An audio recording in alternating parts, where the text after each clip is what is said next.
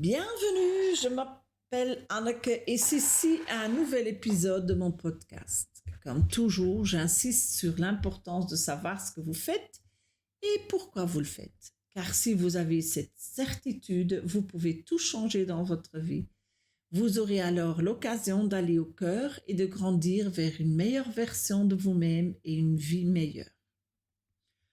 De nos jours, tout le monde semble toxique, manipulateur ou narcissique. Moi, je préfère m'en tenir à des problèmes complexes dans nos relations qui sont de plus en plus autodestructeurs qu'autre chose à cause des mauvaises pensées. Vous savez, vous pouvez d'abord vous demander pourquoi vous êtes si attiré par quelqu'un qui se comporte comme un imbécile ou toxique, comme on l'appelle aujourd'hui. C'est en fait l'occasion d'apprendre quelque chose sur vous-même. Peut-être y a-t-il un modèle ou un déclencheur derrière cela en vous-même. Il est également bon de se demander comment est-ce que je réagis réellement à cette situation. Est-ce que je l'affronte immédiatement?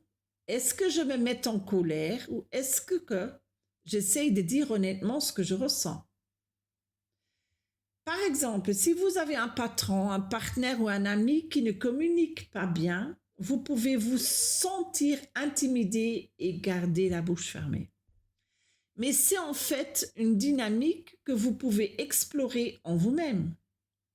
En apprendre davantage peut vous aider énormément à mieux comprendre vos propres émotions et réactions.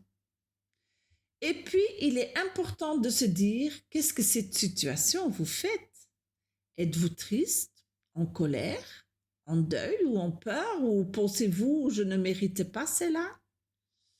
De tels sentiments sont souvent des indications qu'il y a encore des vieilles blessures qui nécessitent une attention particulière.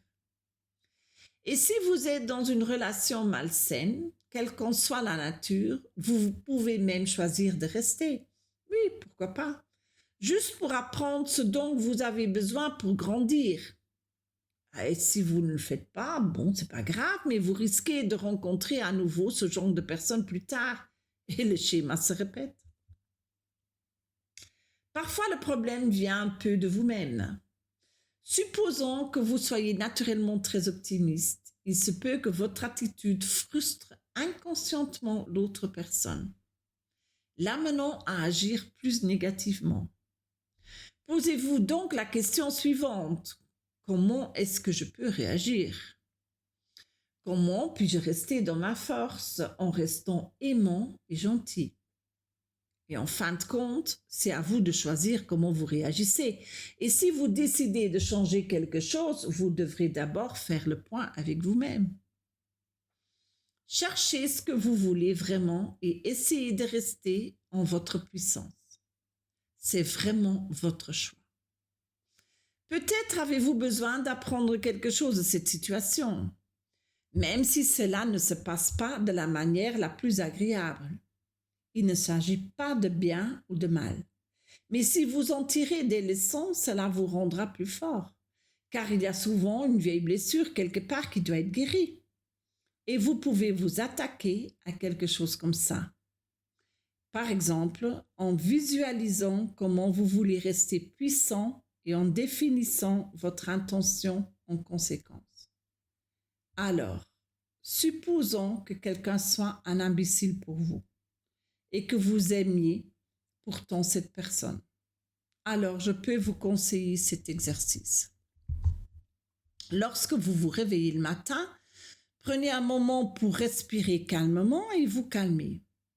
Ensuite, imaginez à quoi ressemble votre journée et comment vous voulez interagir avec votre partenaire ou la personne. N'oubliez pas, vous ne pouvez pas changer votre partenaire ou la personne. Seule cette personne peut le faire elle-même. Il ne sert à rien, mais vraiment strictement à rien, de se plier en quatre pour l'autre personne. Au lieu de cela, concentrez-vous sur vous-même.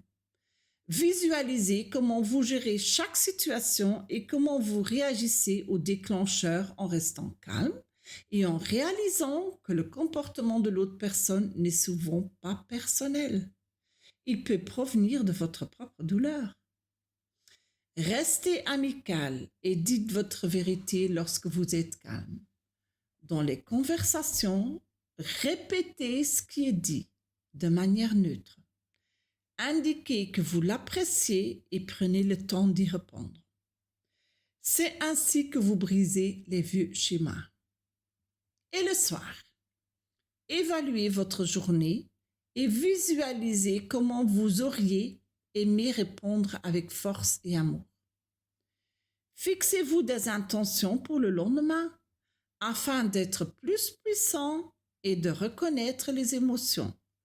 C'est ainsi que vous grandissez dans la façon dont vous traitez avec votre partenaire et vous-même.